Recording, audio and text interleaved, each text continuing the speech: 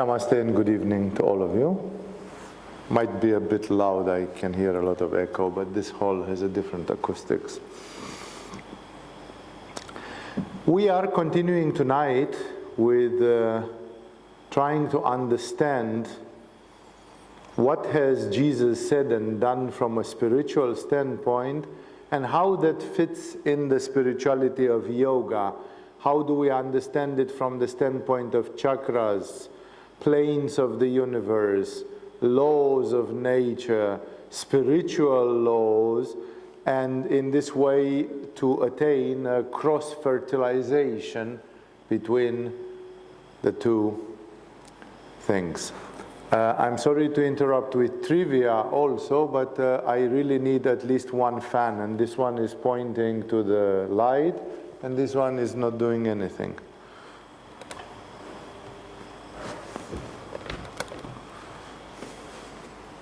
And this one could be pointed to me as well. More? Now you're talking. So, we were interrupted and we stopped last week when we were talking about the episode where Jesus makes a bigger experiment. We were told that in the winter before, he sent the 12 apostles to hibernate, to spend winter in the villages of Judea, and there to perform spiritual missionary work. And now, a bit later, after he gave some teachings, the things which we discussed perhaps in the last 5, 6 satsangs, now suddenly we see a bigger experiment. After this, there will be the final experiment in which Jesus ascends to heaven and Christianity starts its existence on the face of planet Earth. Now he sends 72, a sort of extended team, again, numerologically very meaningful. This is the 12 multiplied 6 times over, 6 times being like half a dozen, being like a significant number in society. Many of the old societies, they are counting by the dozen. That's why most of the numbers in most of the languages, they have special names for 11 and 12, because those were different, were considered to be different. And then when you have 13, 14, 15, but you don't have 1 teen for 11 or 2 teen for 12. So I'm saying this because you should be aware that the number 12 was quite significant before time, and for yogis that is in multiple ways significant. First of all, because 12 refers to the horoscope, to the astrological signs of the zodiac. I don't know if you are aware actually that the zodiac, if you look at it with the eyes of a person completely not involved with constellations and astrology, the zodiac doesn't present any special clusters. Like you can divide the zodiac in 10. You can divide the zodiac in 16. You can divide the zodiac in 13. But that's a common thing in astronomy, where they would say that what is called today the astrological sign of the Scorpio is actually the front half, which is that's actually the backward half of the Scorpio, which is the front legs of the Scorpio, and that actually can be described as an eagle with 2 wings like this, and then the tail of the Scorpio is nothing else but a snake. So instead of the Scorpio, you have 13 zodiacal signs, which are the snake in the end part of October and the first part of November, and then in the middle part of November you have the eagle. So actually that you have 13 astrological signs, but 13 sucks. It's a very bad number. And therefore, nobody wants to have 13 astrological signs. Why?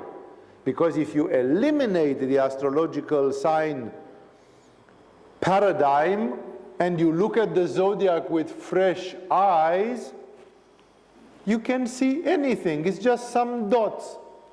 And the fact that you can imagine those 3 dots do this or that, you know, it's like you can do almost any combination of them. That's why the fact that astrology, way before the time of Jesus, had decided we have the zodiac and we are divided it in 12, that's super meaningful, because 12 is the number of the sun for the same reason, and 12 is the number of spokes of Anahata chakra, which is already a much more anatomical thing.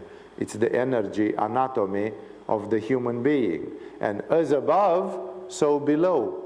The human being copies the universe. And thus, the number 12 is very significant for these people, because it has a connection to Anahata chakra. And therefore, multiples of 12 and other things like this, they are considered to be part of the special numbers. Like 12 times 7 is 84. 84 is another splendid number. There are 84 classical texts in some traditions. There are 84 classical asanas in Hatha Yoga. There are, according to some traditions, 84,000 nadis in the human body, and the list could continue. I'm telling you all these things to understand that even the fact that Jesus chose 72 people, you can say, yeah, but Jesus was in a sort of a permanent samadhi. Jesus was in a state of permanent communion. Because of this, Jesus was in a state of permanent karma yoga, like what he did was a permanent consecration.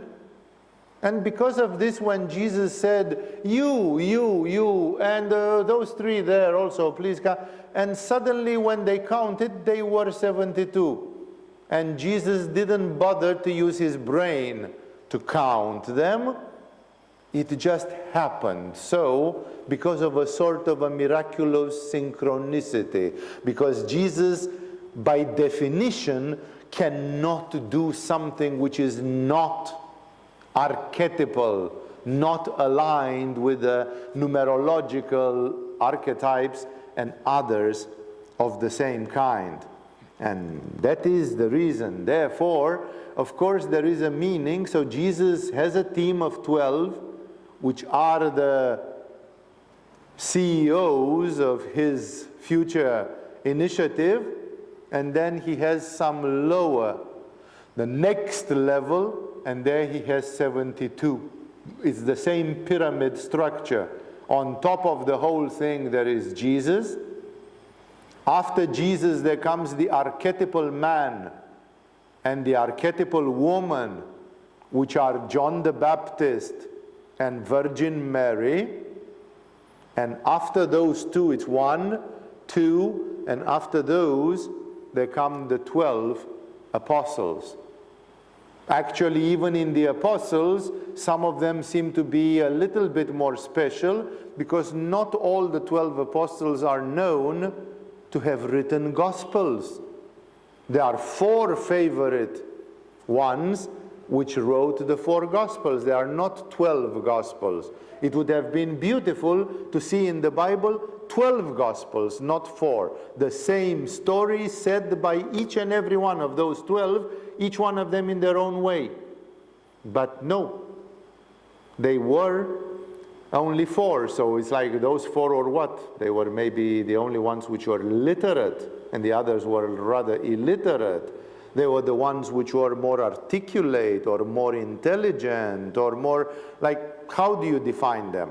Why there are not 12 different gospels like they gave to each other a task in the council. After Jesus passed away and raised to heaven, then they said, you know what, each and every one of you write this story the way you have seen it. And we'll have 12 stories. No, it didn't happen that way. And thus, we have this pyramid structure. Jesus is one, and then it gets more and more, 12 apostles, 72 something, I don't know how to call them, maybe semi-apostles, almost apostles, apostles to be, or something like this.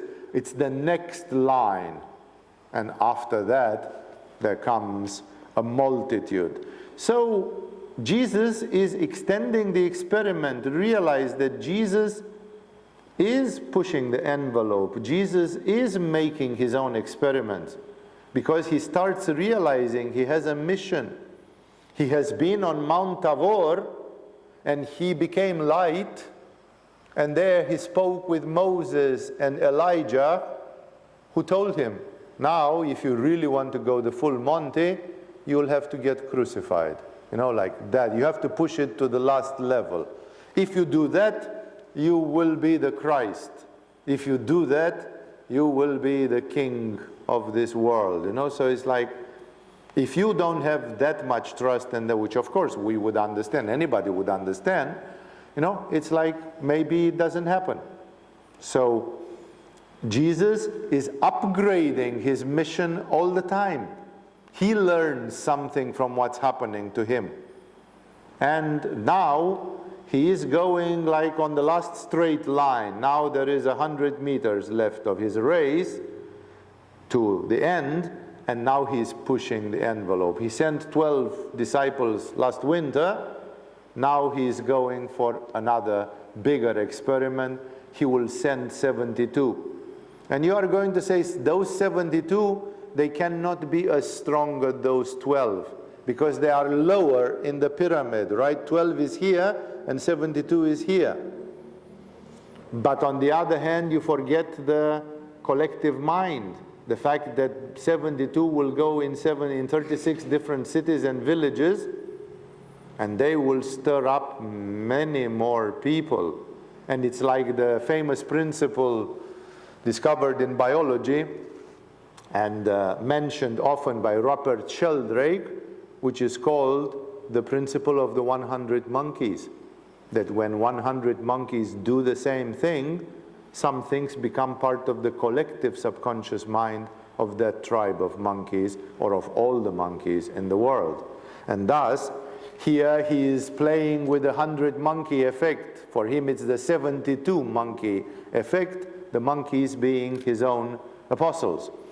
And so he sends them, and I started last time in describing, because here he gives a longer advice, list of to do and what not to do. And it's interesting, that's how Jesus sees his emissaries in the world. That's how they should live. In a certain way, what Jesus tells to the 72 people applies to us. Let's suppose that one of you becomes a truly spiritual person. A truly spiritual person, first of all, in the meaning that you say, I give my life to God. I don't know, I have lived so many years of my life. Right now I choose that the next 10, 20, 30, 40, 50 years of my life, I'm going to make an experiment. No, you could give your life to God. As we saw a movie not long time, maybe you'll play it in the school, as you know, you go into a monastery and there you simply sign a paper that you give your life to God and so on. But Ramakrishna didn't sign any paper. He was just living in a temple sponsor. He was a priest, he was a pujari, he was a Brahmin, and he definitely gave his life 100%, 105% to God. And thus, in this way, it applies like, okay, I'm a spiritual person. If I'm a spiritual person, I can be silent about it, but sometimes, you know, and I can bring as argument, oh, it's an esoteric thing, not everybody can understand these things. The other people, they don't want to be disturbed with this. Why should I speak about spirituality to people who are selfish and who, if they don't ask me, please, please, please, please teach me something, why should I teach them something, and so on. But on the other hand, it may sound a bit selfish, right? Because I'm going there and saying, I know something amazing, and I'm not sharing it with people. Try to think only about this, that you learn yoga very well. Many of you here are relative beginners in yoga. Like when you have learned 1, 2, 3, 5, 6 levels of yoga, you still don't know the big things of yoga. You know some. And I'm not saying this because I want to tease you. I want to say this because you should have a clear perspective of where you are placed in the process of learning of yoga. Like there exist 84 classical asanas. Let's just speak about Hatha Yoga. Well, do you know what the 84 classical asanas are? Can you perform at least 60 out of those 84? That's why I say, okay, some people have done the first level of Agama, they have learned 20 asanas, and they think that they know yoga. No? So obviously, but you have, let's say you really get to know yoga. And then when you get to know yoga, one of the things which you will know is that there are health issues which can be addressed by yoga, and then there are health issues which cannot very well be addressed by yoga. As I often say in my first lecture every month, that if you have a car accident, there's not much you can do with yoga when you're crushed and you have 20 bones broken and you are lying in plaster in a surgical bed. No, what can you do with yoga? The only thing which you can do is some creative visualization, some affirmations, but mental yoga. Maybe you can still do mental yoga, and with a little bit of indulgence, maybe you can do a bit of breathing, pranayama. But besides that, what can you do? No? And thus, you know that a lot of things cannot be done by yoga, but you know that a lot of things can be done. So if, for example, I have discovered that cancer is a problem of the pranic body, and by modifying the pranic body, you can deal with cancer. And when I see that 600 people in my country die every day because of cancer, am I not feeling a bit guilty that I know what could be done and I'm not saying it?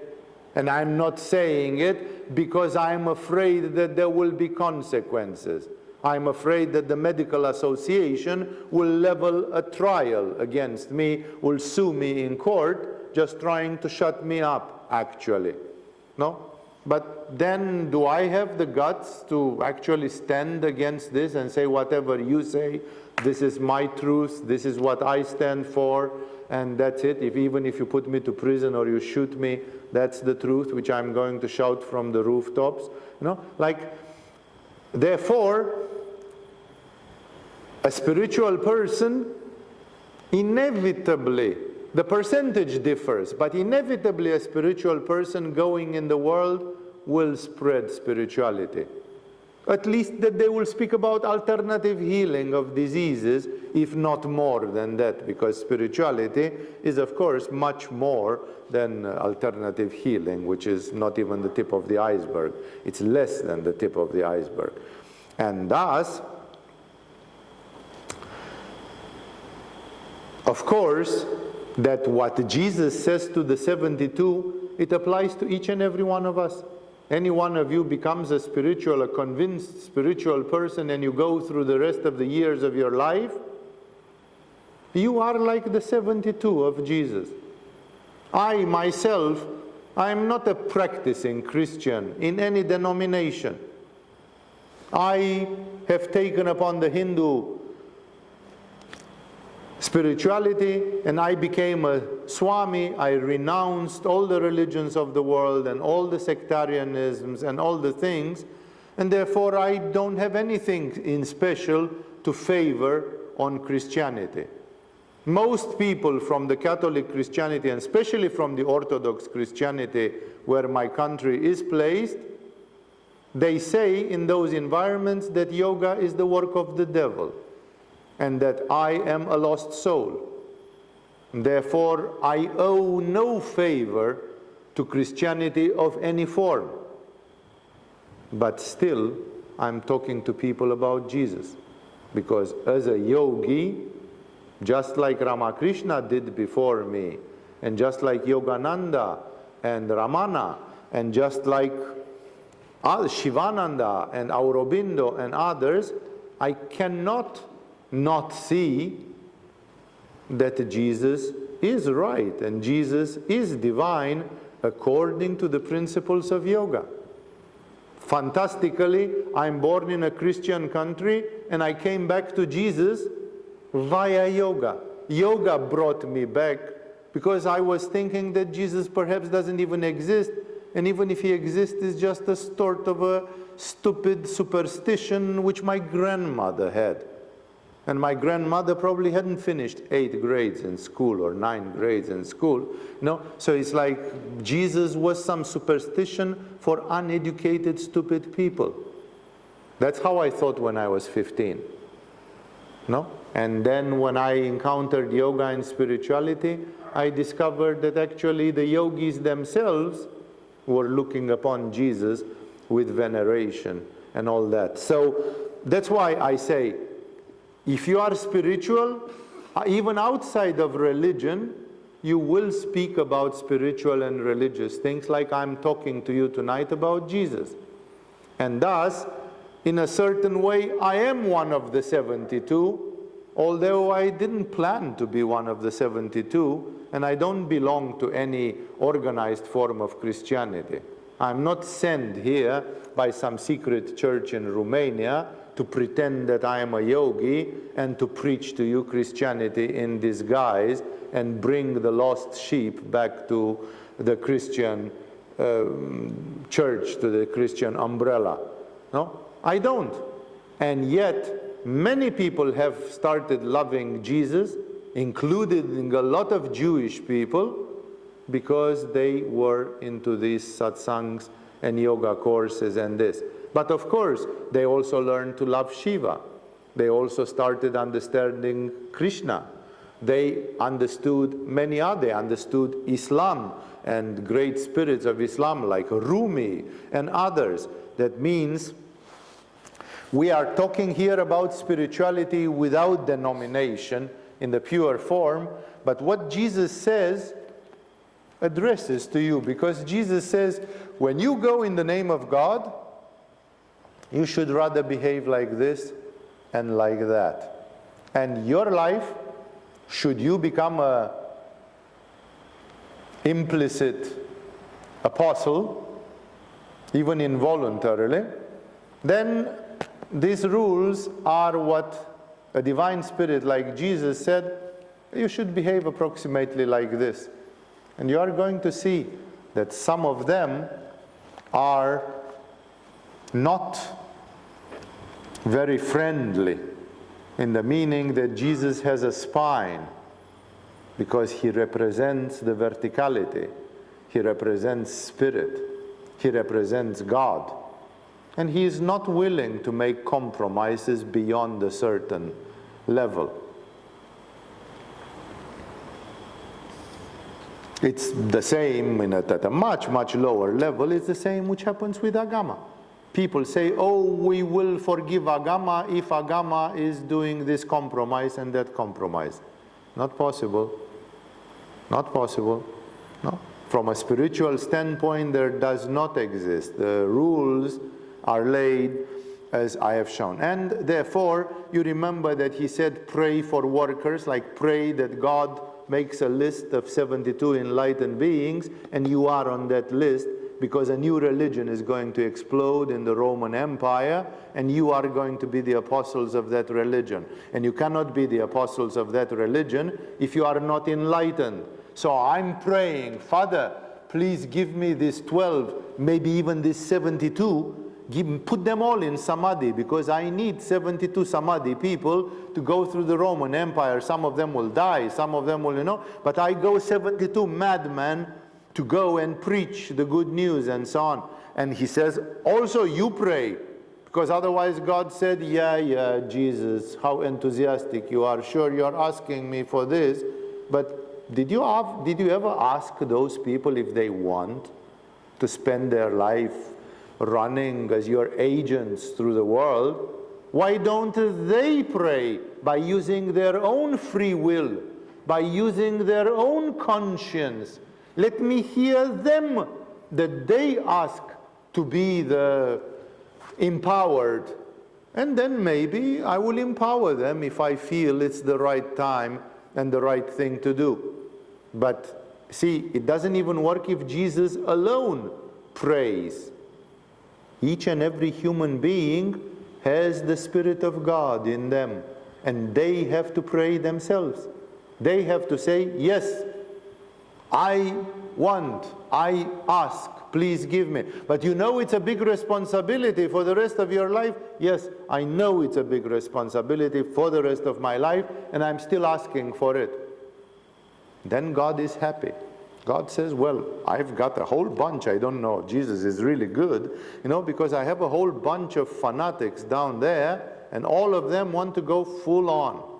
And all of them, they are asking for the light.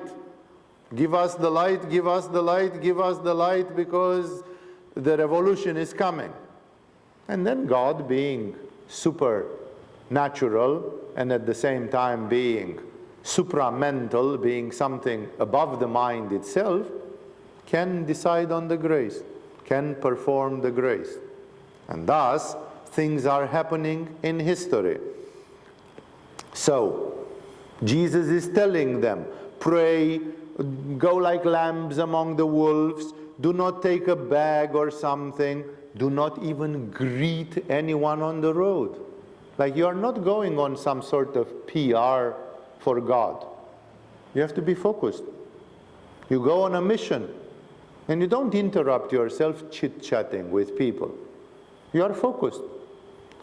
Then he says, when you enter a house, say peace to this house, and if this, stay in that house eating and drinking whatever they give you. So see, Jesus here puts this surrender even above vegetarianism. We don't know if Jesus is vegetarian or pescarian or semi-vegetarian, or it doesn't matter. He doesn't include it. He simply says, you go into a house and those people give you something from their heart, eat, eat. Don't start saying, yeah, but I'm vegetarian. Oh shit, go and make some mashed potatoes for this idiot. Because he's not eating our kind of food. It's offensive. It's not from the heart. See, we in yoga, we have this thing. I'm going in somebody's house, I'm not eating whatever they give me. I'm vegetarian, so it's like maybe my heart is not as open as that, because I'm having some rules. Those rules are made for me. I benefit from being vegetarian. I keep myself pure. I don't take karma by participating in the killing of the animals. So it's more for me. It's more a selfish thing.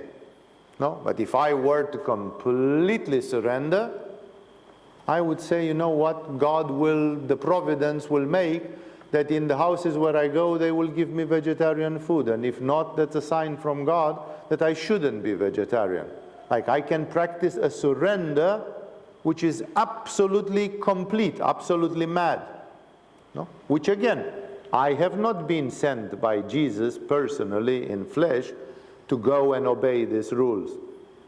So I am free to obey to the rules of my gurus and of the people from the lineages where I have learned yoga, which rules are slightly different.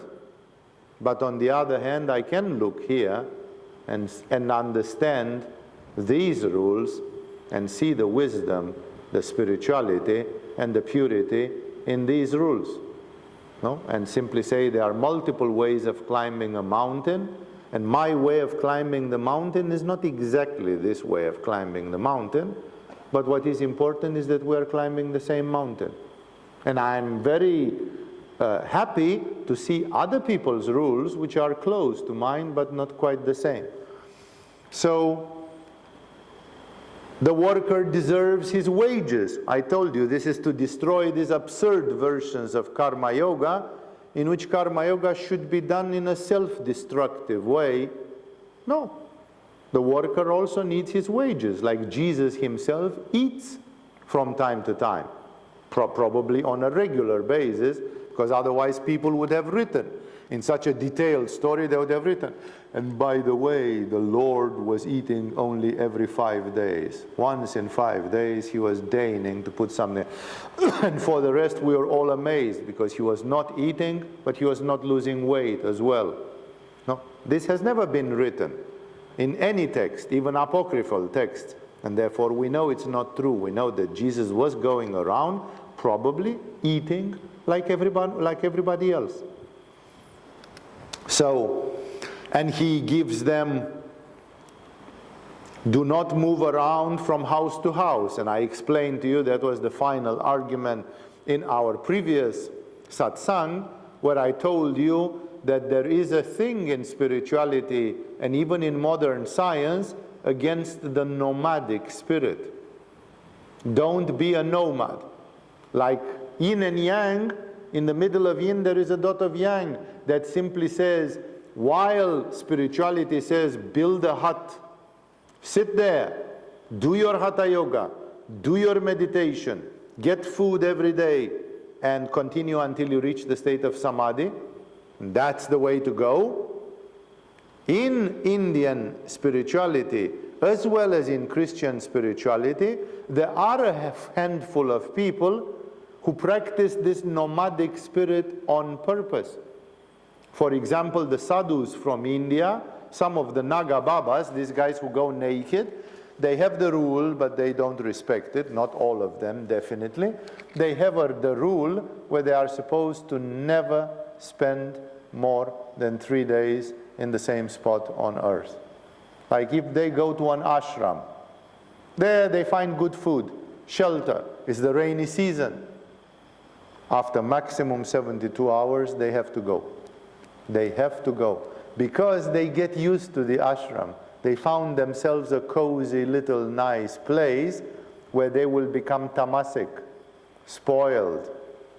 Good food coming for free regularly. A house provided to you for free. No. You're not supposed to do that. No, because then you become attached to material comforts such as food and house and others. So there exists this. One of the disciples of Francis of Assisi also did this practice. I forgot exactly his name. One of the saints which Francis of Assisi produced among his disciples, he did that. He took that discipline without probably knowing of it from India. Or maybe he heard it from the caravans coming through the Silk Road, that somebody was telling stories and they heard it and they got inspired. This man, he was probably very attached to his place, like this is my bed. And in the night, like in a shelter, I come in a shelter and nothing belongs to me. It's all belonging to the government. But this is my bed because for the last 3 nights I slept in it and now I made it mine. Mine. The possessiveness, you know.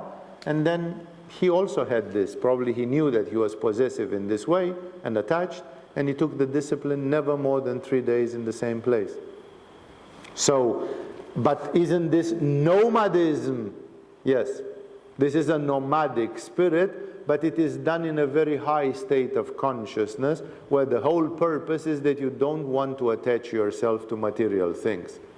But the nations on this earth which are nomadic, they actually are very attached to material goods, and they steal and they plunder and they are ready to kill if somebody comes to steal their pots or their horses or whatever they own, whatever their goods are. So actually these people are not nomadic because they are detached. These people are nomadic because of other causes. And I told you last week that this nomadism is a manifestation of Svadhisthana chakra. That's why the young people of today, the backpackers, so-called, the guys who do the full moon, probably this very night, I don't remember exactly when the party goes on, Those people are Svadistanistic souls who now are here, then they are in Goa, then they go to Bali, and this need to constantly roam like a gypsy who moves his tent and always is somewhere else, this is just Svadhisthana. This is a consciousness on Svadhisthana. So the nomadic cultures, all cultures which are quite Svadhishthanistic and because of this confused and not very high spiritually. Together with sitting down, it's like this is my piece of land. This can bring some attachment on Muladhara, but it also brings the authority on Manipura. Like then we have a government, we have a village head, we have the laws and the regulations of our village, of our island, of our country. There comes a system of laws. There come other things which rise the civilization to Manipura. And then one day a Jesus is coming and the civilization tries to rise to Anahata even. So it's a way of growing. It's like the natural way of growing. Nomadic cultures cannot grow beyond a certain level. So Jesus, the last advice, he said, do not move around from house to house, which again has so many other connotations, but because Jesus is going to extend this further, I prefer to read more and then to go there. He says, when you enter a town and are welcomed, eat what is set before you. Again, the same thing. Don't start saying, oh, we are disciples of Jesus, we eat only whipped cream, you know. It's like only whipped cream goes for us, you know. It doesn't work that way. Yeah? Simplicity, modesty, and all the things which come with it. Heal the sick who are there and tell them the kingdom of God is near you. Amazing what is hidden in this little sentence. He says, heal the sick, but Jesus is not really a doctor. We know that Jesus is at the best, you can say he's the doctor of the soul of people. Although Jesus did countless medical miracles, healing actions, the heritage of Christianity is not so much of health. Like in the 10th century, the Arab countries, they were having much stronger medicine than the Christian countries in the medieval times. English doctors, they were going to learn from Avicenna in Samarkand or someplace like this, far, far in Central Asia. They had brilliant doctors. One of those doctors discovered the cure for appendicitis. There was no cure for no surgical cure, and it was found by Avicenna or one of his disciples in the 12th century or something like this. No? Like Christians were not famous for their medical science. There were many Jewish doctors. There were many Islamic doctors. But Christian doctors only later, much later, when the society went into the industrial age, then we can speak about the great French doctors of the 19th century or the great whatever other doctors of different countries, maybe starting even in the 18th century with Hahnemann, Samuel Hahnemann, the founder of homeopathy and so on, but very little. It was not the main thing. The heritage of Christianity is definitely not physical health. Christianity was actually quite filthy from the standpoint of physical health. People were not washing their bodies. A lot of other things were done or not done, and the Christian cities and the Christian countries were definitely not the most clean, the cleanest places on earth. And yet Jesus gives them, and he says, heal the sick who are there. Like first thing, you know, eat what they give you, heal the sick. Why? Because healing the sick is excellent PR. It's an excellent giver of goodwill. Jesus in a certain way is manipulating, because the spirit which these 12 people and the spirit which these 72 people carried on for the next 30 years after Jesus was dead, or gone from this world if you prefer, that spirit was not including much about hygiene and prophylactic health measures and stuff like this. It was not. So healing was more like a demonstration of power. It was more like gaining goodwill. Hey, we came to your community sent by Jesus, and let's heal. In later times, that's what the Catholics were doing. They were opening hospitals in Congo or wherever, because this is an excellent way to get the goodwill of people. It's part of the missionary work. You cannot heal like Peter just by raising your hand. And therefore you heal with penicillin. But hey, healing with penicillin in Africa or in South America, it's a sort of a miracle from their standpoint, from the level of their medical knowledge, and it's a way of gaining goodwill. The same thing can be said with yoga. No? If you practice your yoga and to show to some people how to heal themselves, you have gained their hearts. That's why, in my opinion, everybody should be quite good at healing through yoga, because it's like it's your business card. When you go somewhere, people ask, hey, what can you do?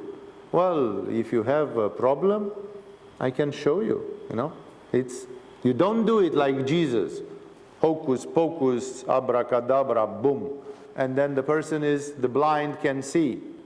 Very few people get that level of paranormal ability and have such power. But when you advise somebody to do a Shankha Prakshalana and then their cancer is gone, it's like, shit man, how did he do it? No, like this, I need to hear this more. This person really knows something. No? And therefore, this is not to be forgotten, the medical part of yoga or of anything. And tell them the kingdom of God is near you. Such an amazing trick. If it would be done by a bad person, it would be called manipulation, gross manipulation. But because it's done by Jesus, it would be called spiritual genius. You heal a person and you tell them the kingdom of God is near you. First of all, let's see the simple part of it. The simple part of it is that when you say that, and the person has just been healed, so they are receptive, yeah? And the person is told, now I who healed you, I'm also telling you, the kingdom of God is near you. It's coming. Now Jesus is here. Things are imminent. What does that do? That gives hope. And hope is the most important virtue that a human being should never lose. When people become atheistic, serial killers, cynical, materialistic, when they start destroying their body by alcohol, smoking, drugs, whatever, they do it because they don't believe in anything good which will still come to them. It's like my life is forfeit, I have fucked up everything, I can as well kill myself. There's no hope. A person that has hope would never drink or smoke because it's ruining their hope. It goes against their hope. Only when a person has given up hope, a person says, yeah, but I can as well put a knife in my kidneys, you know. What does it matter anymore? Nothing. I'm lost anyway. The whole thing is damn useless, and so on. This is the psychology of hopelessness. And hopelessness in later Catholic and Orthodox communion or confession advisors is the top #1 sin. It is higher than murder. There are 7 capital sins, which some of you may know. The list varies a little bit, such as sloth, greed, anger, whatever they are, gluttony, fornication, and I don't know what. The 7 capital sins. Above the 7 capital sins, There are the sins which cry to heaven.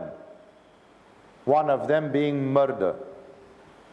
There are sins above murder in Christianity. Like you killed somebody, look at Milarepa, he killed 35 people and then he got away with it.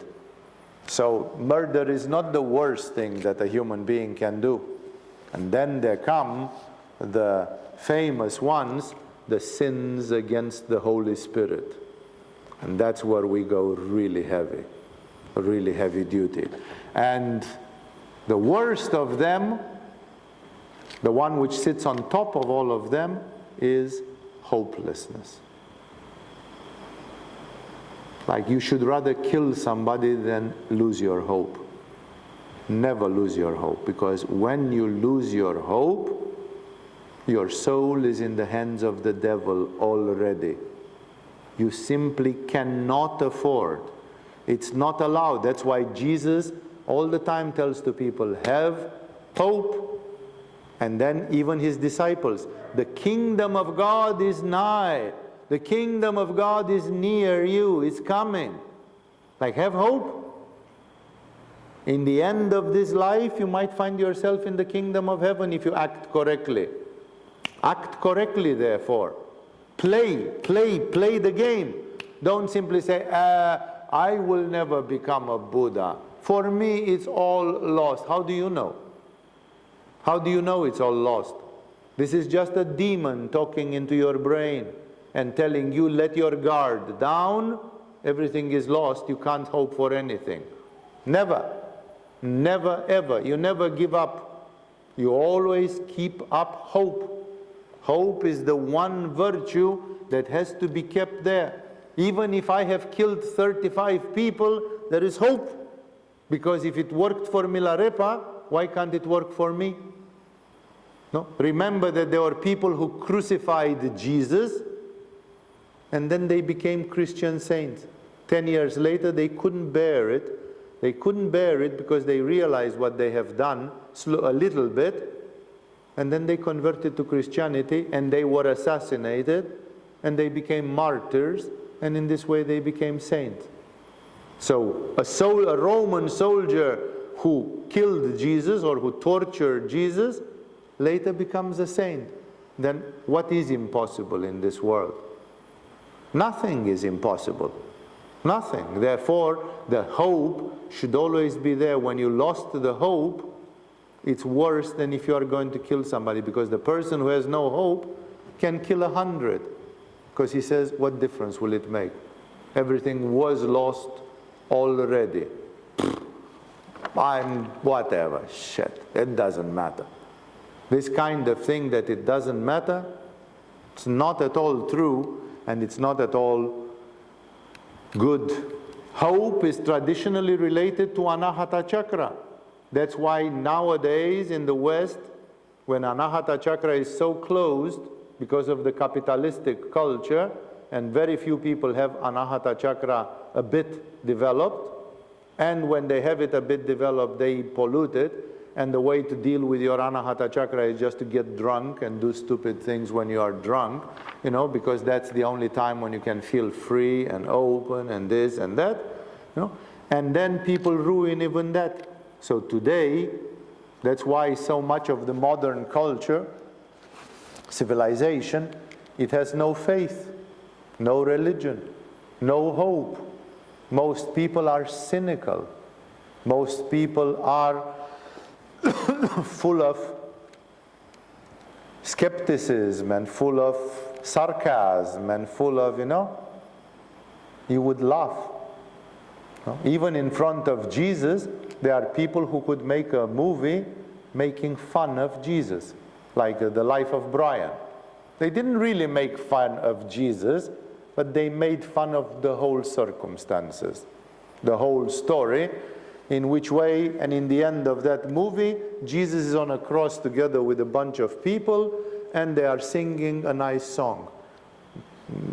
What was it? Focus on the bright side of life, focus on the bright side of life, Jesus was not singing at all on the cross. There was nothing to be sung, but he had the hope. In the moment when you sing about Jesus on the cross, yeah, he probably sang a lullaby with the guys there, whatever, jig, you know. Those are cynical, skeptical people that have no hope. So it's a sign of our civilization, you know. We want to go to Mars and we want to build intelligent robots, but we have no hope. Our heart is dead. That's the problem. Now, we believe in technological advancement, and even if that technological advancement will come tomorrow, that technological advancement is coming to suicidal, hopeless, depressed people. That's why they say depression is the disease of the 21st century. Why? Because a person who is full of hope will never get depressed. Depression is showing clearly that in the heart of that person there is no vision, there is no looking forward, there is no hope. If there is hope, how can you be depressed?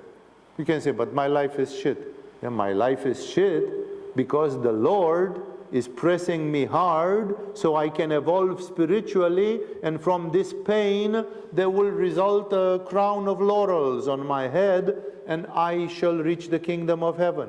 The person that has hope turns the pains of life into spiritual tests and trials, because essentially he or she still has hope. So it doesn't matter if life is shitty. Life is shitty and it means God is subjecting me to a very hard trial. It's all in the psychology of hope. Even Elizabeth Kubler-Ross, when she discovered the 5 stages of death and dying, such as denial and all those, she says on top of these 5 stages, parallel with them all the time, sometimes coming, sometimes going, but always there is the 6th emotion, which is not a stage because it goes from the beginning till the end, and that emotion, for those of you who studied the art of dying, you know it because it's in your brochures, that emotion is hope. People who die, at least at some points, they hope. They hope. And, you know, it's condemned. Our religion is just selling hopes to people. You don't realize what you're talking about. Hope is the thing. And that's why Jesus says, heal the sick who are there, and when they are at the most receptive and vulnerable, tell them the kingdom of God is near you, because look, Jesus is here. That is giving hope to the whole Israel. Israel was complaining for 1,000 years, when will the Messiah come? When will the Messiah come? When we never get the Messiah. Hopelessness. They are hopeless. And imagine that after Jesus came, let's say 30% of the Jewish people recognized him and they turned Christian, so to speak, because in those days it was very unclear exactly how it would be. And the other 70%, they turned their back and they said, nah, this can't be the guy. The Romans killed him way too easy. We expected a sort of gladiator, a sort of Hercules, a sort of Spartacus who will fuck the Romans, you know, and so on. That is our Messiah. No, some Manipuristic warrior and so on. Imagine the depression. The Messiah still had not come. And since 2,000 years, the Jews are still awaiting for the Messiah. It's not a surprise that the Jewish culture is one of the most materialistic, cynical, skeptical, and bitter in so many ways, because there is a lot of hopelessness. There is a lot of hopelessness. So, tell them the kingdom of God is near you. Yeah? This is the development of hope, and at the same time, of course, is an expectation. It's exactly like NLP. Say, now it's going to happen, now it's going to happen, in our lifetime it's going to happen. Then, like the Chinese say, may you live in interesting times.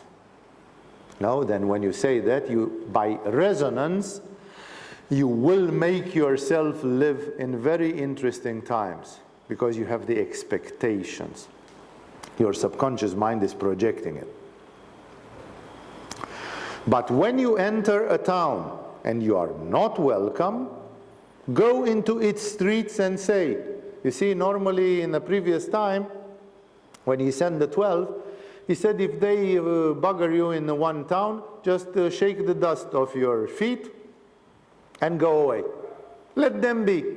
They are a demonic town, and because of this somehow they are afraid of you and they reject you and whatever. When he says a town, he means a village. Remember, Israel, Palestine was relatively a small place. So we are talking about perhaps hundreds of villages, not really big cities or anything like this.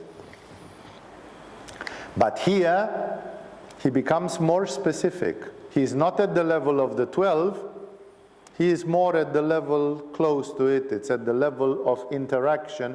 He's at the level of the 72, and he's at the level of the people there. And he says, go into the street, like people say you are not welcome.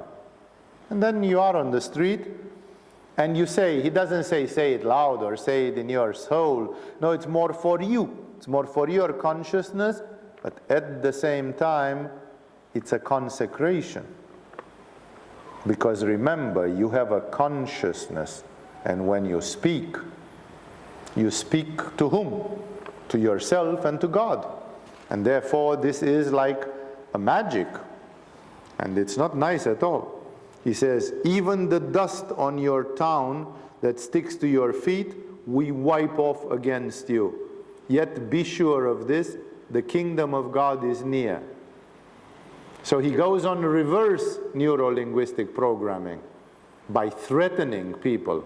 Like if they don't get you in their houses and they don't see you healing somebody, then at least you can go by scare, by fear. Because you remember that it was considered positive to be afraid of God.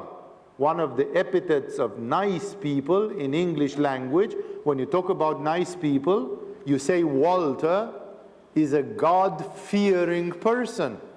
And God-fearing means he will not rape, he will not kill, he will not steal, because he is a God-fearing person. To be a God-fearing person means to be moral and to behave. So Jesus turns it the other way around. He says, if they don't go in the nice way, you can as well throw the cat among the pigeons, you know, like you can give it to them the hard way then. And you simply say, we don't want even the dust from your village, you know, because your village is accursed or something. We wipe off it against you. We wipe it off against you like a witness. We are witnessing to heaven. Look, let it be clear. We wipe the dust. This village is not on our good list. Yet be sure of this, the kingdom of God is near. The same hope. Like if they don't convert out of healing, maybe they convert out of hope. Because somebody will watch and we say, we saw those crazy guys. They came in the name of Jesus. The mayor didn't want to receive them. And then they went all fiery and righteous. And they said, okay, here is to heaven a witness against you. Even the dust, we keep it against you. But still we tell you that the kingdom of heaven is near. Like that doesn't change because we don't go into your village. And then people say, you know what, maybe we should not listen to the mayor. Maybe we should follow those guys and see, because I'm worried that those guys know something which we don't know. So it's using reverse motivation, but still Jesus is saying if they don't want to listen the nice way, listen the frightening way. The same way is mentioned in the Tibetan Book of the Dead, for those of you who studied the art of dying here in Agama. In the first 7 days of Chonid Bardo, you see the peaceful day it is. And most often you get afraid of them and you don't manage to go there. And then the universe gives you one more chance. For another 7 days, you see the wrathful day it is, which are much more frightening. But some people are a bit like this. Some people say, I didn't react when you talked to me nicely, but when you slapped me on the face, I reacted. then I listened. So there are some people who like the hard way. There are some people who want to go the rough way. And for those, Jesus gives them the dark side, gives them the backhand of it. If you don't like the nice way, here is the other one. And he says, I tell you, now he gives them faith because they don't know, but Jesus says, now you've seen me walking on water and all that. Listen, I tell you, it will be more bearable on that day for Sodom than for that town.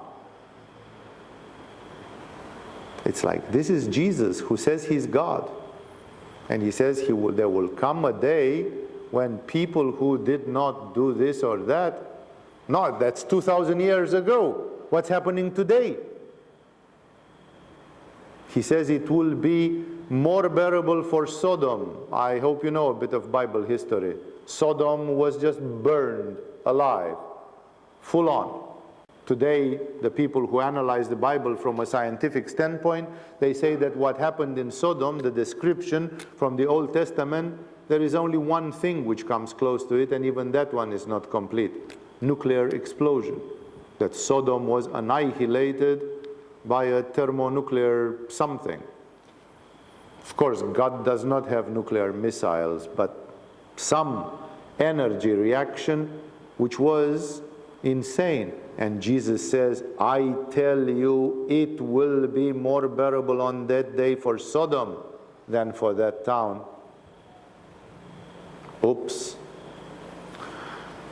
And then Jesus goes in overdrive now. Like now he becomes the crazy mystic that everybody is afraid of. Like when Jesus, sometimes when he gets unleashed, he goes on full on.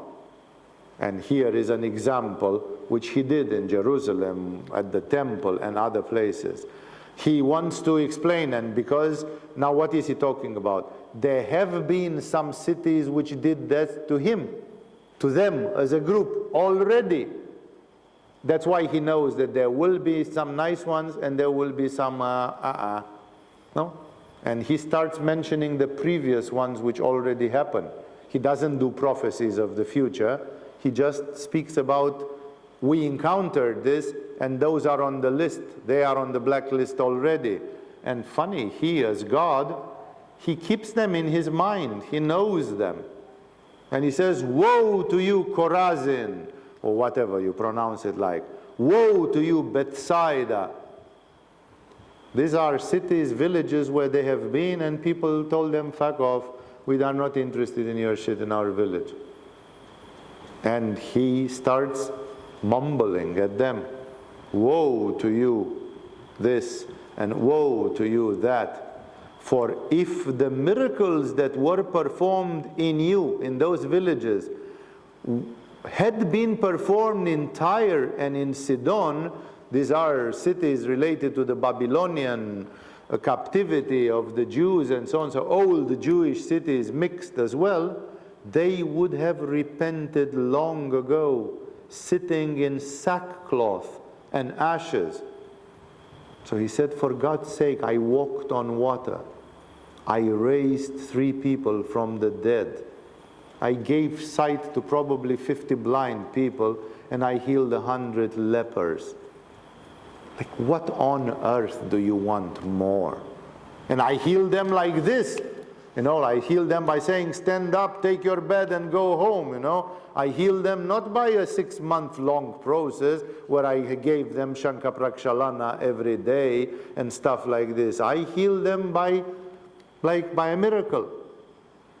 And he says, and he is right, he says, if the miracles that were performed in you had been performed in Tyre and Sidon, they would have repented long ago. Jesus says, if I would have gone in that century and have done what I have done in this Bethsaida and Chorazin, those people would have repented. They would have said, oh my God, we are sorry. Please tell us what to do. They would have gone for it. But what's the difference? The difference is that those cities and those stories were hundreds of years ago. and the people were more spiritual, more pure. The religion was more young. Already at the time when Jesus came, the Jews, and not only the Jews, the Romans and all the Gentiles around, they were egoistic bastards.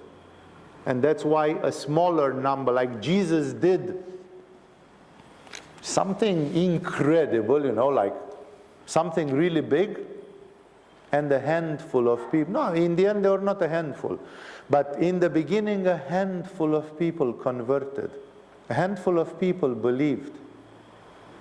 No, and Jesus said, if I would have done this in Tyre and Sidon, they would have repented sitting in sackcloth and ashes. That's an old story from the Bible, that a prophet came to a king, I forgot who, you can find if you know the Old Testament history. A prophet came to a Jewish king and he said, now there is a real bad karma hanging. Of course, he used other words. Yeah? He said, now it's coming. Big trouble is coming. Listen, God is telling you through me. I can see it coming. And the emperor was not an arrogant idiot. He said, what can we do to avert it? And he was told everybody should dress in the worst clothes you can possibly get, which in those days was the sackcloth. Even today, take a hemp sack, a sack made of natural fiber, not some of these PVC sacks, plastic sacks, but natural sacks like were used 50, 100 years ago, the ones made of hemp, and try to cut a neck and 2 arms in it, and to use it as a sweater, as a vest. It scratches your skin terribly. It's a very coarse cloth, and being dressed in sack was the mark of the poorest of the poorest. Only the poor people could not afford cloth, cotton, what to mention about silk and things like this, and they were dressed in sack.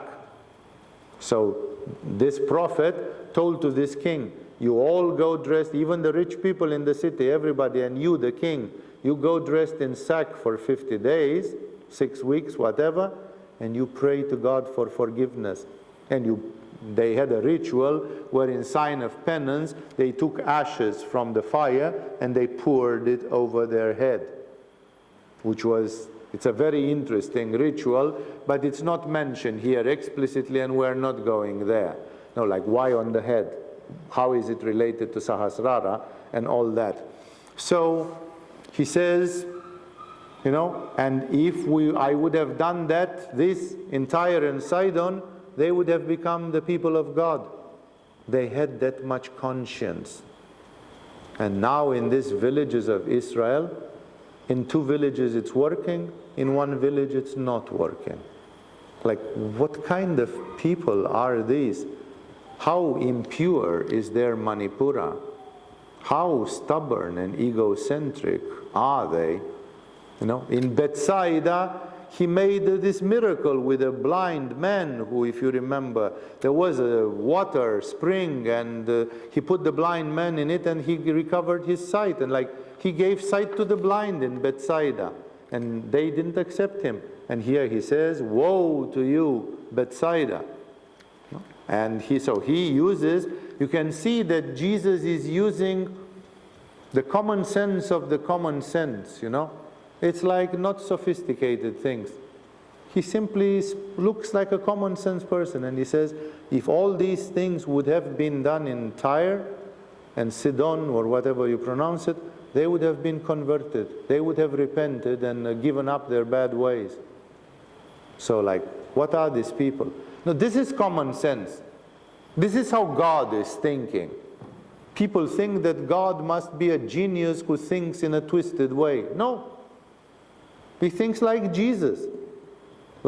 If such things, so much energy and effort and karmic effort has been put in these villages, in Bethsaida and in Chorazin, and their heart is still made of stone. Their heart did not shudder. Their heart did not wake up. Then probably nuclear bombs will wake them up. Something a bit more contundent has to be tried, besides this. So that's why take this, be contaminated by this, because Jesus is thinking in the common sense way. God is common sense. One of the greatest teachers who was the inspiration of yoga teachers, who was the inspiration of one of my first Hatha Yoga teacher in Romania, was André van Lisbeth, the Belgian Hatha Yoga teacher and author. And when they asked, who is your guru, because he knew 100 yogis in India, he repeated, and some of you know it from some of my lectures, he simply repeated and he said, my guru is called Swami Common Sense Ananda.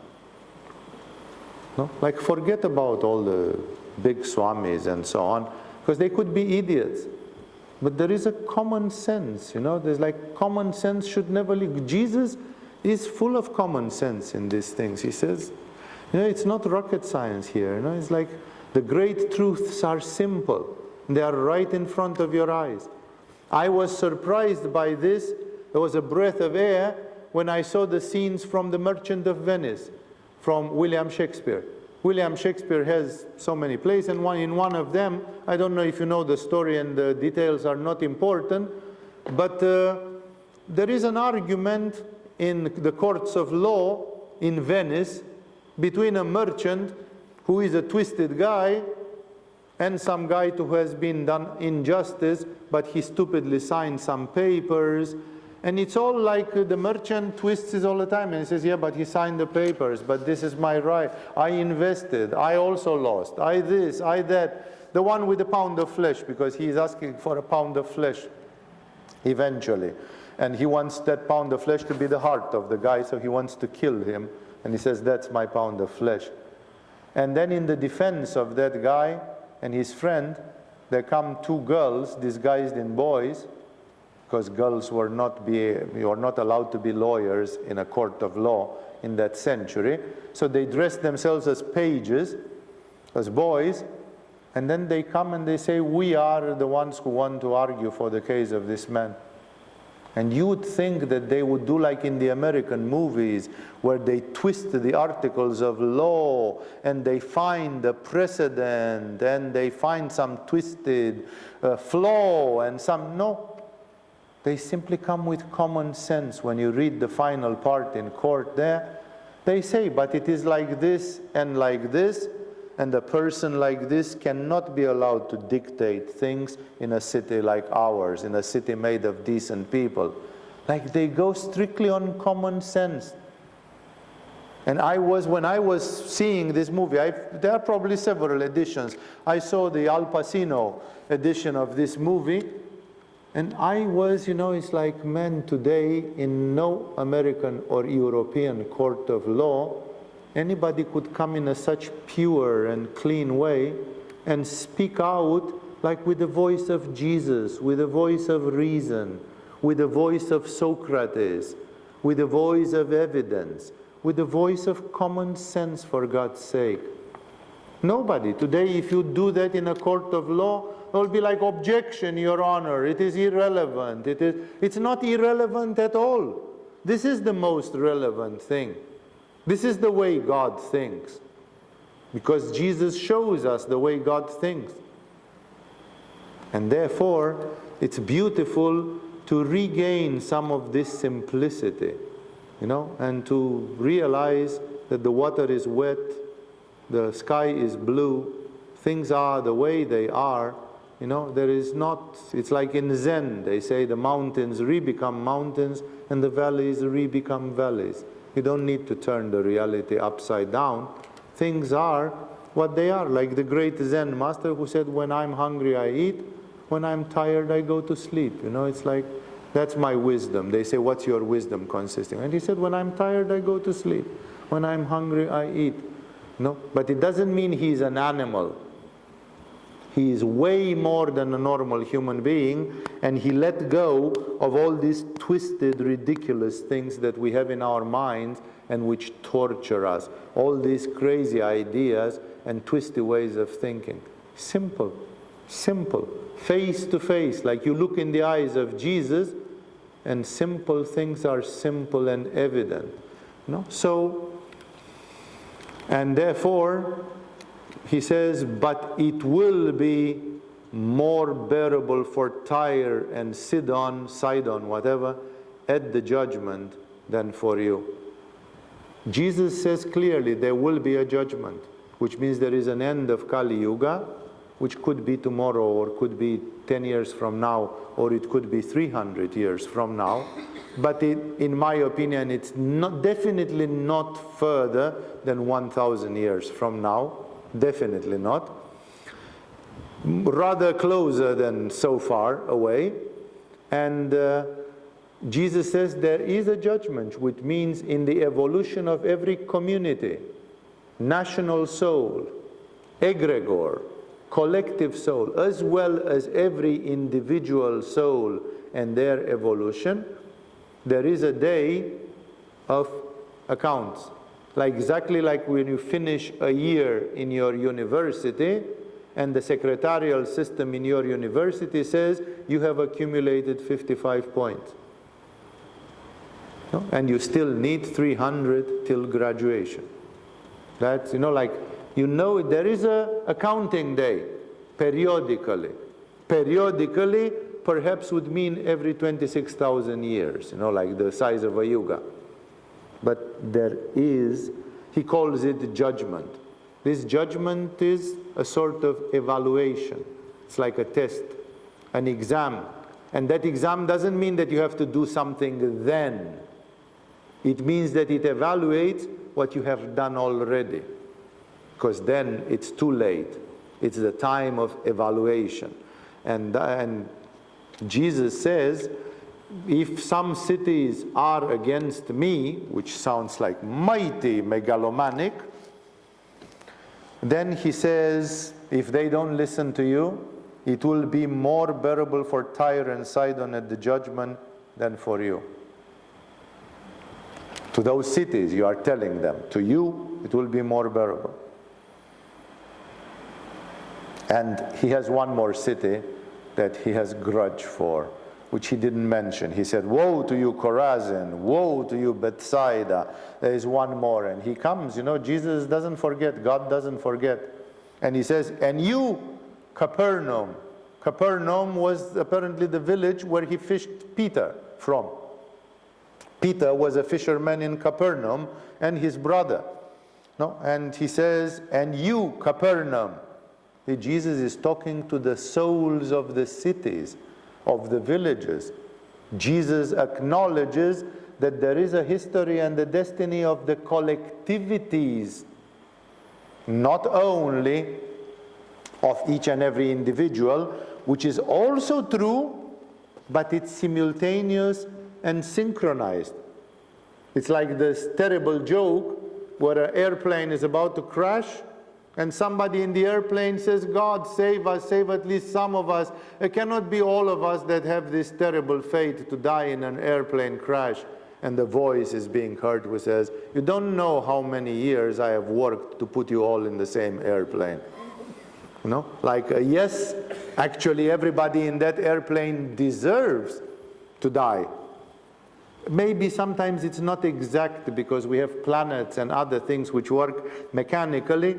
There was a story some 10 years ago, maybe 15, when an airplane going somewhere from Saudi Arabia, one of the Emirates, I think it was going to Mauritius or Reunion in the Indian Ocean, and the plane fell out of the sky. In the middle of, somewhere between India and the Seychelles, and, in the middle of a fucking ocean full of sharks. Guess what? One little girl that was 9 years old was found alive swimming in the water. Everybody else, to the one, they have all disappeared and died. How did that one little girl escape? She was probably not belonging to that airplane. And, if it's happening, then the divine consciousness can take it back, can make a hocus pocus. And nobody asked themselves, how do you have 300 people dying and one little girl of 9-year-old found swimming in the water after 12 hours? Are you kidding me? Yes, it did happen actually. So, back to our story, As you can see, Jesus admits collective karma, the karma of nations, and so on, like nations which are growing up, like the Greeks. Even the first Bible was written in Greek.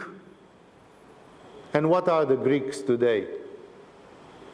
Nothing. It's a dead nation which doesn't produce anything except frustration. I have been to Greece. Most of them are chain smokers, most of them are cynical, sarcastic, tired. It's an old nation. And now they are getting overrun by Africans and Syrians and God knows who, and they don't know what to do with it. And all the other European countries say, sorry, we can't help you, and so on. And it's like, it's a nonsense. It's a nightmare. And thus, you can see Greece shone at the time of Socrates. That's when Greece was ruling the world. When the 300 Spartans beat 1,000,000 Persians. That's when the Greek spirit was strong. Today, they are just followed by the French intellectuals, cynical, sarcastic, flat, smoke, be like shit, don't believe into anything, go down. So even the countries have a rise and a fall. Today, everybody knows that the countries that have the most power in this, even Britain. Britain is slowly going down. It was a huge empire. It's not. It's becoming an island which the European Union is fucking in the ass.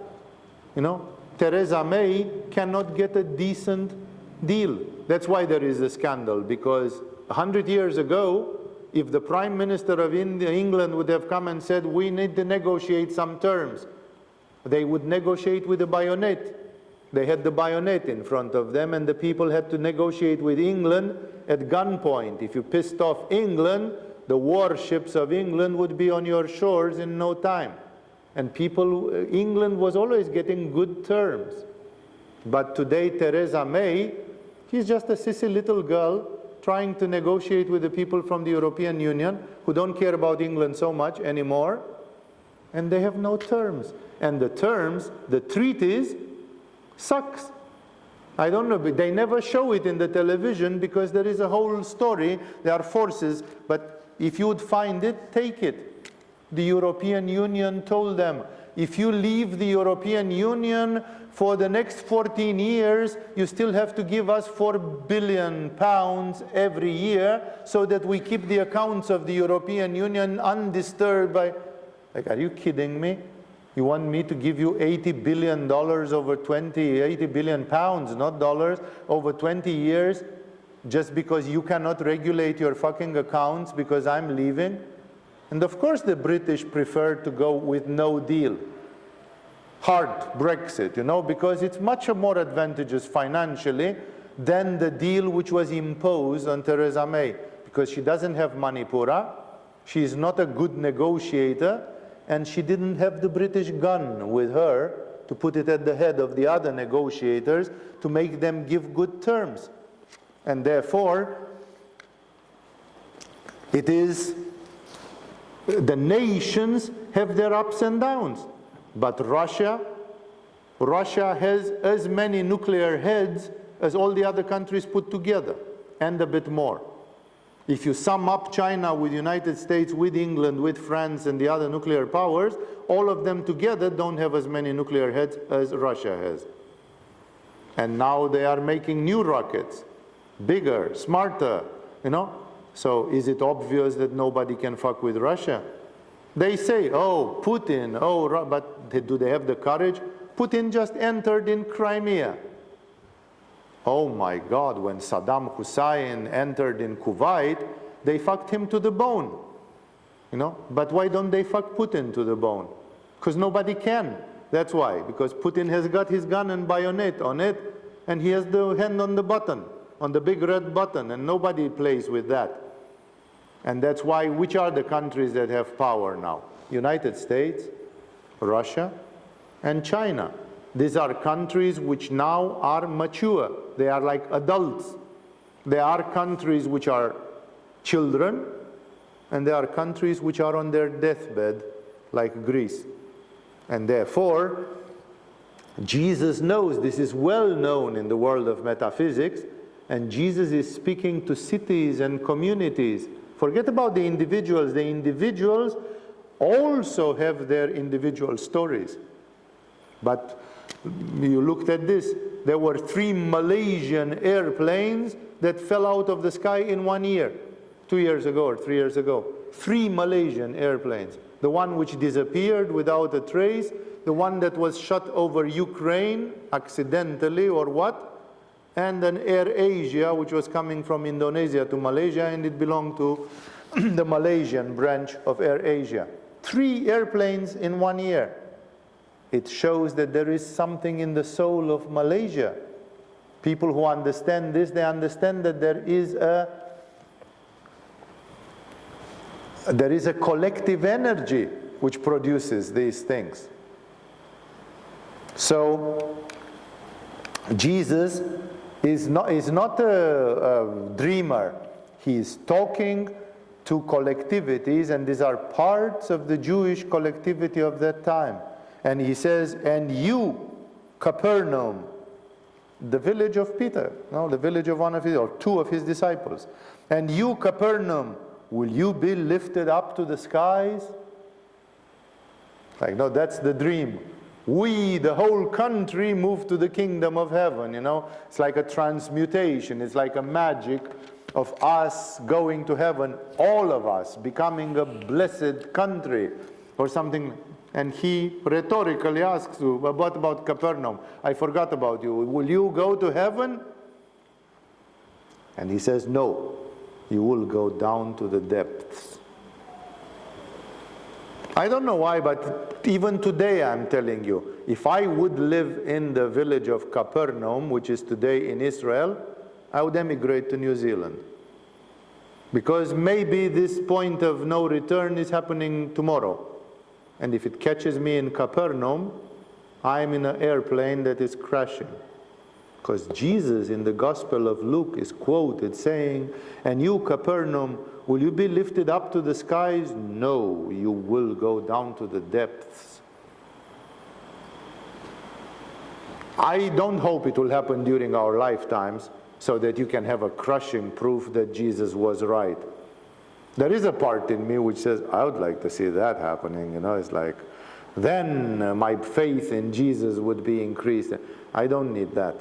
I hope I can have faith in Jesus and in God in other ways, not by waiting to see if the village which sits on the place of Capernaum today will go to hell or not. Or what does it mean it will go into the depth? That's why,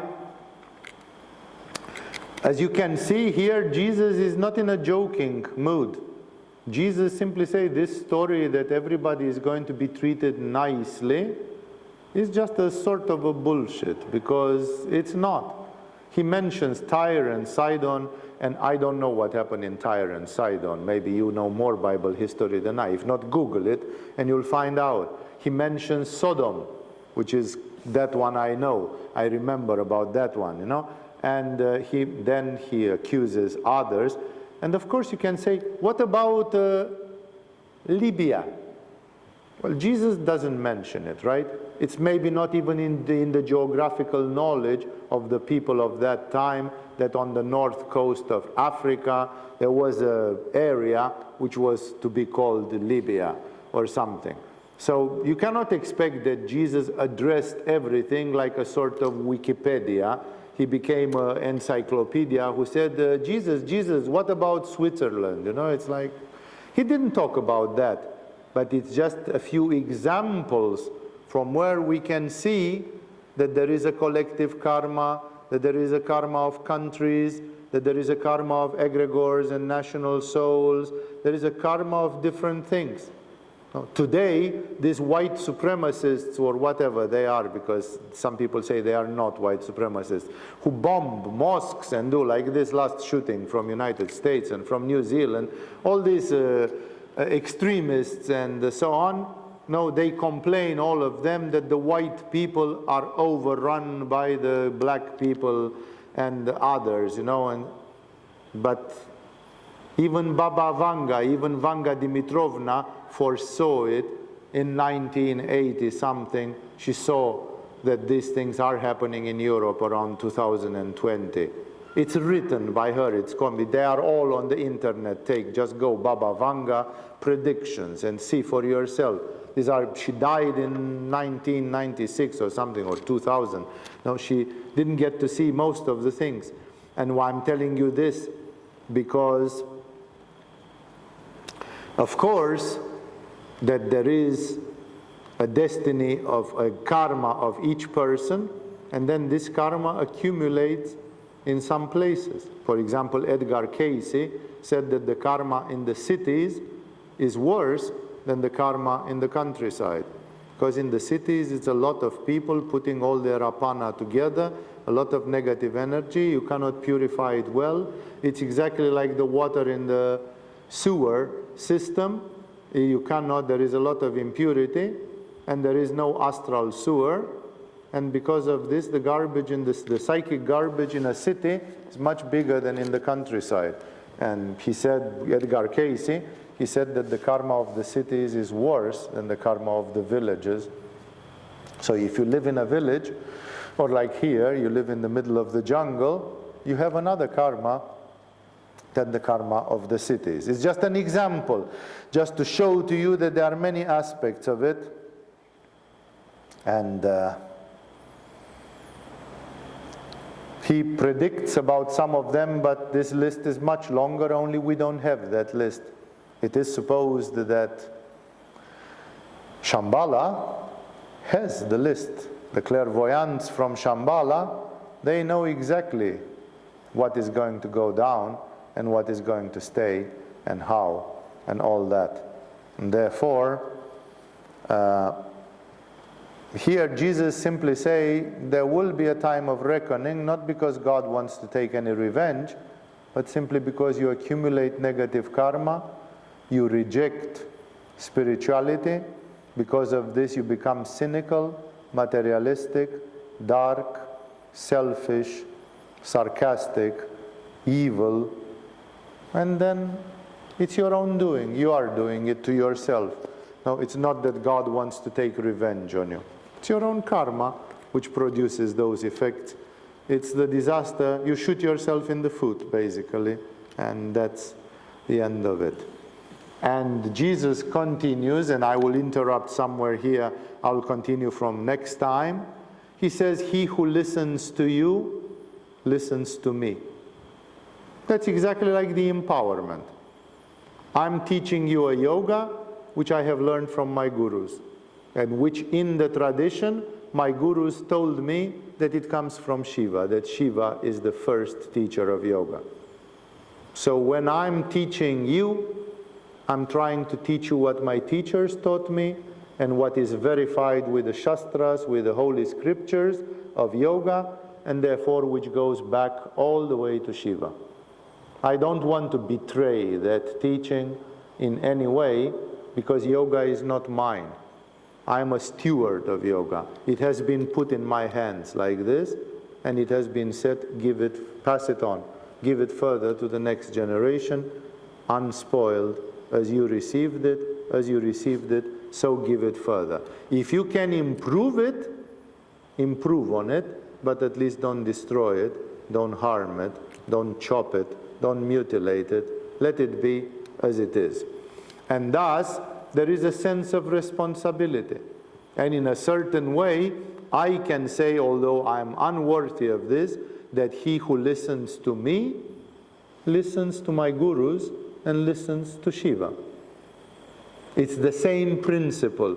Jesus basically gives them an empowerment. In Agama, all the teachers who teach yoga, they are empowered. They make a special meditation with me once a year in which I empower them exactly like this. Not with the same words, but the spirit of it is the same. Like the teachers in Agama, they teach in my name. They are my fingers, my extensions, because I cannot be in all the yoga halls and do all the things, and therefore I have to teach by proxy. And the teachers of yoga in this school, they are my proxies. And if they say, but I don't want to be related in any way with Swami Vivekananda because he's a filthy old man, then you don't teach in Agama. As you know, we recently had a scandal in Agama, and we had a number of teachers who simply left. And now they are on the fence. They don't know if they should come back or go.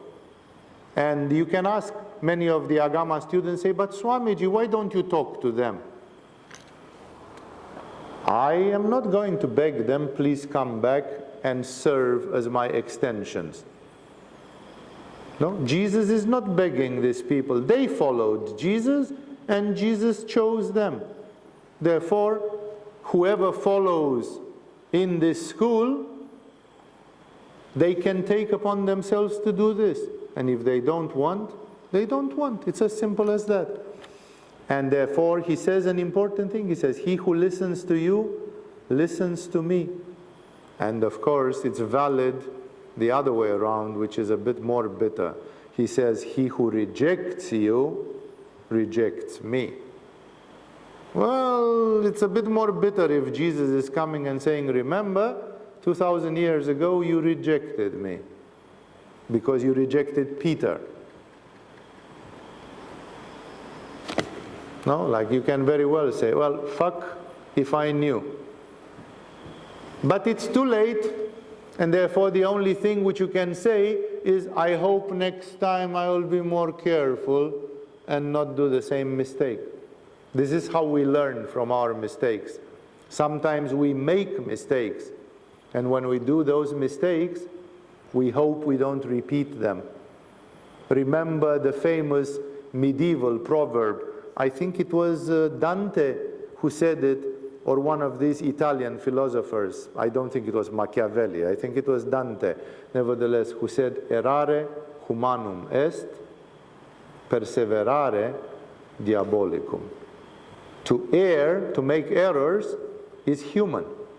Every human can make errors. I can make errors. I have made many, many mistakes in my life.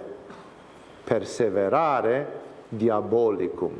If you do the same mistake again and again, that comes from the devil. That's not a human error anymore. Persevering in an error, it means you worship the devil. You follow the path of the devil. Because you get it wrong once. You get it wrong twice. How long are you going to get it wrong? If you keep on getting it wrong, you cannot say, oh, I didn't know. Yes, you did know, and you are possessed by the devil. That's why you keep pretending that you don't get the message, and you keep doing the same fucking error all the time. You actually like doing that error. You are attracted to doing that error. It tickles, and you pretend sorry again. No. There is no sorry again after the 10th time. After the 10th time, it means there is a part of your subconscious mind which actually wants to do it, and you are lying perhaps to yourself and of course to the rest of the world. But you cannot lie to God. You cannot lie to the clear consciousness. And that's why he says, he who listens to you listens to me. He who rejects you rejects me. But he who rejects me, now he continues, he says that's the real bitter problem, because he who rejects me rejects him who sent me. Because he says, exactly as you represent me, I represent something or someone much bigger. And therefore, if you reject, they reject you, they reject me. But the problem is that when they reject me, they reject he that sent me. And that's not going to go well. That's not going to have good consequences. You can be sure, if among you is there any one of you who feels, I am an old soul, I have gone through many incarnations, I have done many things, and now I'm ready to give myself to God. I'm ready to consecrate myself to God. No, there are people among you, obviously. Why? I don't think I'm the only madman in this part of the island, you know. So I suppose some of you are a bit crazy and you would like to push it, to go in that way. You know, definitely I met people Some of them are great teachers, great yogis today, like Sahajananda and others, who have exactly this mentality, like I want to give myself completely. And that can very well be a very old soul. Anybody in this room who is an old soul, I can promise you that in your 5,000 previous lives, you have killed a lot of people. You have raped. You have plundered. And unfortunately, I can promise you that in your lives, you have crucified Jesus, you have killed saints, you have practiced Satanism, you have denied God, because that's the only way in which the soul is learning. Sometimes the soul simply needs to fuck it up really bad and go to hell and suffer. And then after 25,000 years, when you come out of hell, then you are a new person. Like maybe people who go to the prisons of Europe or America, they come out equally criminal or more criminal when they come out of prison than when they went in. But I can promise you that hell, for example, has a very, very successful rate of reformation of the souls. Like when you go there, you come out white as driven snow and really ready to be Mother Teresa in the next life. Like you are ready to do whatever, because hell does not contain the human approximations and errors. It's a real correctional system. Correctional means correctional. It corrects those who get in there. And thus, it happens. It happens, like Jesus is not talking nonsense. Oh, why is Jesus so tough? Because some people are on this side of the mountain and some people are on this side of the mountain. And it's 50-50. 50% of the people need to go to hell because they have never been and they don't know what's the difference between good and evil. And after you've been spanking Jesus and gone to hell, then believe me, you will know what the difference of good and evil is much, much better than before that episode. And that's why sometimes these things are a necessary tool for learning in the evolution of the souls. And that's why Jesus is not cruel or negative. Jesus is just detached. He is God. There is a special fresco which I've seen mostly in Byzantine icons. There is a Byzantine icon which shows Jesus as the judge of the living and the dead. And on one hand, to the right hand of Jesus, there are saints with halos around their heads.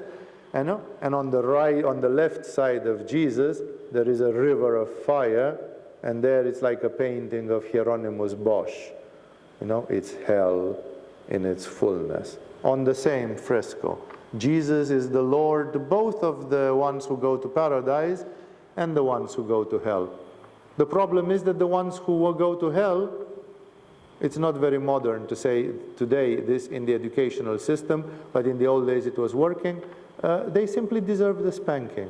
They needed a good spanking in their life cycles, and now they are getting the spanking, and they are going to get reformed out of it. Today we don't believe that spanking reforms children, but in the old-fashioned systems of education there were such beliefs. And let's stop here. He who listens to you listens to me. But again, that's the all empowerment. If you listen to a pupil of the Dalai Lama, you listen to the Dalai Lama. Dalai Lama can send people to speak for him and in the name of the Tibetan Buddhist tradition. And so on. And there are people who come in the name of Rumi. I have met with a guy who knew that he was the 76th descendant from Rumi himself. Like the family lineage of Rumi in Konya in Turkey is known. People know that they are the 76th great 76 times great son of Rumi. They know, because it's like, because they have these empowerments in Islam, and it's like you listen to this person, he claims to speak in the name of Rumi and in the name of the Sufi tradition, lineage, which he represents. He who listens to you, listens to me. Because What do you mean? It can't be. Jesus is much more special. But the truth, the word, isn't it the same? If Jesus said, forgive your enemies, and you go further and you say, I can tell you from Lord Jesus at least this much, forgive your enemies. You are listening to Jesus. From the standpoint of the word, of the logos, it's the same as Jesus, even if it's uttered by a different mouth. But the word is the same. The value of the word is the same. And thus he's right. He says, he who listens to you listens to me. Of course, in case you didn't change it. But for example, while the Catholic Church never changed things, the Protestant churches, starting with Luther himself and finishing with Zwingli and Calvin and you name them, they changed a lot of things. Not to mention about the Jehovah's Witnesses or about John Mormon, who changed a lot, like rudely, not just changed a little bit, you know. Martin Luther didn't have the cheek to change too much. He changed this. But then others have increased in boldness and they have changed almost everything. No? So, of course, it has to be authentic lineage, authentic transmission. Like there is today, if you go today in the Catholic Church, in the Orthodox Church, any priest or monk or nun who is good, like who is good quality, doesn't dare to say one word outside of what Jesus and the apostles said. So that when you listen to them, you listen to Jesus. Otherwise, you're listening to me, but you're not listening to Jesus because I'm speaking shit, which is not traditional. You know, it doesn't come from a lineage. Therefore, he mentions in between the lines, I don't have time to go more, next time I'll start from this paragraph. He who listens to you listens to me. He who rejects you rejects me, which is the bitter part. But he who rejects me rejects him who sent me, and that's much more serious business. So here, Jesus makes things very black and white. It's very black and white from this standpoint. You are with or you are against.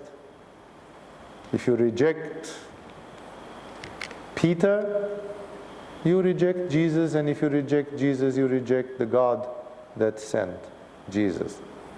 That's why in the moment when Jesus was rejected by a large number of people, temporary, because later, 100, 200, 300 years later, a lot of people loved Jesus and accepted him.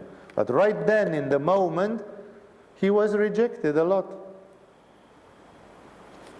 Jesus says, I forgive you.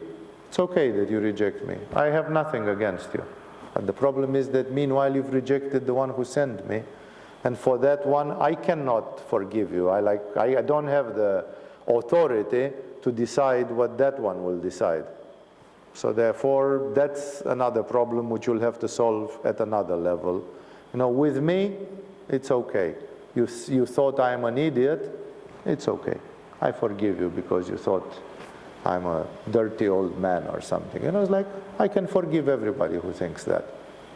Problem is that with this, you are throwing the baby with the water in the tub. You know, because together with this, there comes something else which is much, much bigger and much, much more important.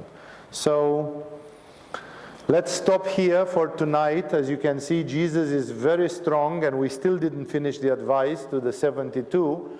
Jesus gives some laws of life and also some ways of interacting with spiritual teaching and with these things. Like the person who has an authentic empowerment should believe in it, should go for it. There are obstacles. The obstacles which the Jesus pupils had 2,000 years ago, today they are much bigger. It's okay. We just keep on doing the things. Some of us manage to have gurus, to be taught some things. We are trying to pass them on to the next generation. And, you know, We hope that yoga will survive till the end of the Kali Yuga, whenever that happens, in 1 month or in 300 years. We just hope that yoga, tantra will survive, because they are very, very good teachings. But if you think a little bit back, you will see that there are a lot of things which did not survive. So many things did not survive. What we know from Atlantis, or either Edgar Cayce, or simply what Plato and what, not Hippocrates, Herodotus, what the great Greek and Roman historians tell us about Atlantis, that there was a land called Atlantis, and they harnessed the power of the sun, and they were using anti-gravitation, and we find it in the Mahabharata and Ramayana, that the old Hindu heroes, they were using vimanas, flying saucers, flying platforms, which were driven by quicksilver. Even today, scientists say that if you'd ever build an ionic engine, an engine with ions, it will have to be with quicksilver, because only quicksilver has the ionic power to create such an engine. But nobody has built an ionic engine or an anti-gravitation platform, and it's written in the Mahabharata and in other Samarangan Sutradhara and other texts from India. They even describe how to build such machines to a certain detail. It's not everything to the millimeter, to the last nut and bolt is there. So actually nobody can understand how they are made. But they are described. What schizophrenic daydreamer 6,000 years ago or 5,000 years ago described an anti-gravitational flying platform propelled by quicksilver? What's the chance that somebody was so crazy that they wrote incredibly accurate science fiction 5,000 years ago? No, it's almost impossible. So are those secrets lost? For now, apparently so. The Vedic priests, the Vedic Brahmins, they had a liquor called soma. And today there is 150 falsification of what soma is supposed to be. But actually soma, like even Hare Krishna people, they say that soma is curd, the milk curd, mixed with honey. So they pour a bit of curd and a bit of honey, and they mix it and they drink it from the palm of their hand. But unfortunately, they don't get the same effects as described in the Vedas. In the Vedas, soma had two effects. It made you live forever, it kept eternal youthfulness, and it made you spiritual pure, and it gave a sort of a psychedelic high. What is soma? I would love to try it. No? Even if not for the psychedelic high, I would like at least to get a bit of rejuvenation in my body. Shit, nobody knows what soma is. Even Maharishi Mahesh Yogi, the guy from Transcendental Meditation, he said that soma is 7 Himalayan herbs. Bullshit. All the people who bought the soma from Maharishi Ayurveda, they didn't become high spiritually, and they didn't live for 300 years. So it's not soma. So there was some primitives from India 5,000 years ago. They knew a formula which was natural. They didn't have reactors with polymeric reactions, and it was something from nature. It was a combination from nature, and they had a miracle remedy called soma, which had amazing capacity. It's lost. It's lost. Nobody knows what soma is. I've asked all the gurus in India who could have known if they had a hint about somebody who knew anything about soma. Nobody knows anything. And therefore, that's why I say, maybe yoga will be lost. Maybe yoga will be too good for the Kali Yuga, which comes next, for the deeper levels of Kali Yuga. Maybe Tantra is too good to be true, and it will survive another 30 years and then it will be gone.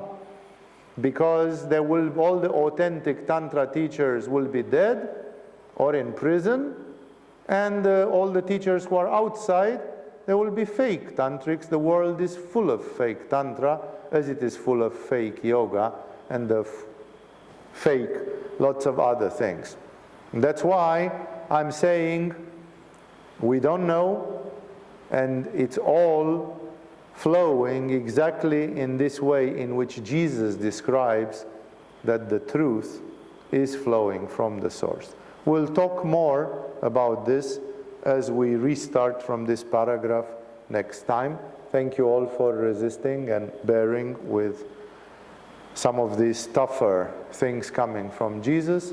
And with this we have finished for tonight. I will see you further on in the activities of Agama.